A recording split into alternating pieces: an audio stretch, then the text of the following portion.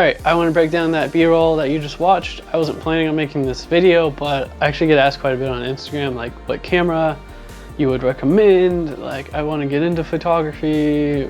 How would you start? I like to tell people to start on their phones, because if you're going to go spend money on a camera, you may end up not even liking photography. So your phone you have with you, just learn simple composition. And I know like my Samsung has the Pro mode on it. I'm sure the iPhone has something similar, so you can still learn about shutter speed and the exposure triangle and all that. So if you are looking to get started, I wanted to make this video to show you that you can just use what's in your pocket to start, and you can still create something cool, because it is all about the lighting and not the camera. So let's get into it.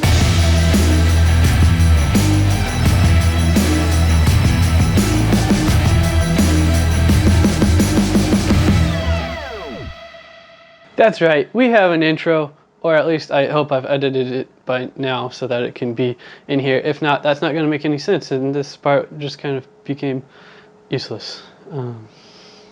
I want to do a quick breakdown of how I set up this turntable setup with the lights, so I'm going to go to past miles to explain that. Alright, I wasn't going to do this, but I think this is just really cool how it's turning out, so I want to show the behind the scenes of how I just made that little sequence. I could use my other cameras to film it, but I just got the S20, the Samsung.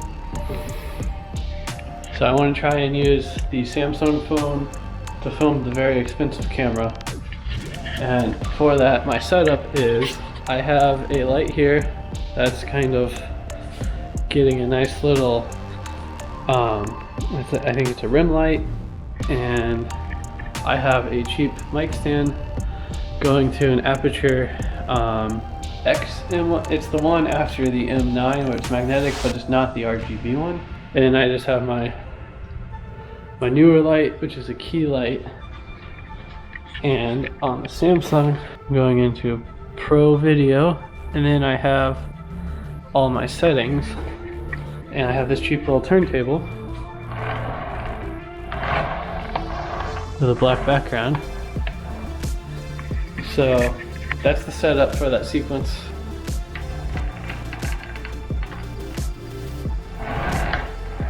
So from there, I just kept getting B-roll at different angles and adjusting the phone, getting different details, because the whole idea was the camera, the product was the camera and the camera cage that I got, so I can do handheld shots.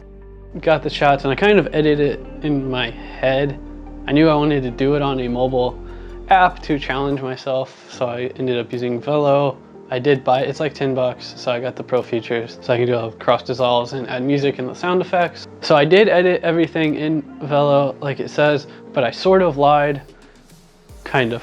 When I was shooting, I knew I didn't have enough black backdrop to cover all the way to the edge of frame, and the table just didn't match with the turntable on it, and like my overhead light wasn't giving me the look I exactly wanted, but it at least lit it up nice. So I ended up taking that shot into After Effects. I'm going to quickly explain what I did. If you want a more in-depth tutorial, let me know in the comments. I'm not big on tutorials yet, but I'm going to quickly give you an overview of what I did. I knew going into the shot, first thing I was going to do was 3D track it, so then I could put a solid there and mask around to give me that vignette that I was going for. Then I adjusted it to get the look that I kind of wanted. Next up was extending the sides, made a new solid, color matched the background of the my backdrop there, made it 3D, put it off to the sides, and masked to kind of feather it in, and then I did color grading to match it better to the scene. Pretty good from there, but the handle, the grip was actually being covered by that extended background. So now this is important. If you want to mask the lazy way, all you do is 3D track solid to the scene, put it over your object, mask around the object, and make it a alpha matte or alpha inverted, I can't remember, and you will have a tracked mask that you don't have to manually go in and rotoscope, and it makes your life so much easier. So from there, I didn't have the light looking exactly like I wanted, so I knew I was going to have to fake it, and I found this tutorial from Crisco Art that showed how to make a fake volumetric light. This part just from his tutorial is I added a gradient so that it would fade off into nothing, feathered it out, adjusted the light to how I wanted it so it looked more like a light, and from there I used I think it's like lens dirt or dust or whatever, some sort of particles that I got from ActionVFX. They have a bunch of great effects. You can check out their link in the description below. But I use that to tie everything together to give it that sort of effect, and then not screen recorded. I brought it into Premiere, warp stabilized it, exported it, and then downloaded it to my phone, and then put that clip into Velo to then make the final video. I realize that probably doesn't make sense to a lot of you, but that's my quick rundown of the tutorial. Basically created a vignette, extended the backgrounds, masked out the handle, and created a fake volumetric light to give the look that I wanted. So if you do want a more advanced tutorial, let me know in the comments. I have the full screen recording. I can set the, I don't know.